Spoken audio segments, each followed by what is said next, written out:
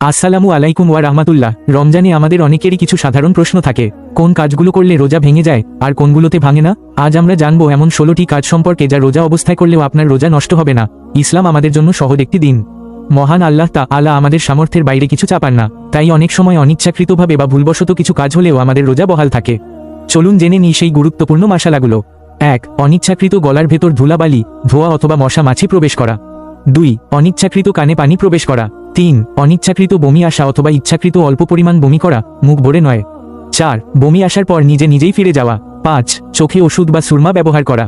6. Injection নেয়া। 7. ভুলক্রমে পানাহার করা। 8. সুগন্ধি ব্যবহার করা বা অন্য কিছুর ঘ্রাণ নেয়া। 9. নিজ মুখের থুথু, কফ ইত্যাদি গলাধকরণ করা। 10. শরীর ও মাথায় তেল ব্যবহার করা।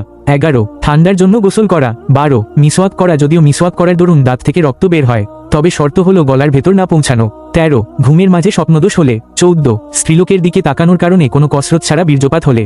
15. স্ত্রীকে চুম্বন করলে যদি বীর্যপাত না হয়, রোজা না ভাঙলেও এটা রোজার উদ্দেশ্যের পরিপন্থী। 16. দাঁতের ফাঁকে আটকে থাকা গোশত খেয়ে ফেললে যদি পরিমাণে কম হয়, পরিমাণ বেশি হলে রোজা ভেঙে যাবে। আশা করি এই মশালাগুলো আপনাদের উপকারে আসবে। মহান আল্লাহ আমাদের সবার রোজা কবুল করুন, আমিন। ভিডিওটি যদি আপনার ভালো লেগে থাকে তাহলে লাইক করুন, বন্ধুদের সাথে শেয়ার করুন এবং এমন আরও ইসলামিক জ্ঞানমূলক ভিডিও পেতে আমাদের চ্যানেলটি সাবস্ক্রাইব করে পাশে থাকুন। আসসালামু আলাইকুম ওয়া রাহমাতুল্লাহি ওয়া বারাকাতুহু।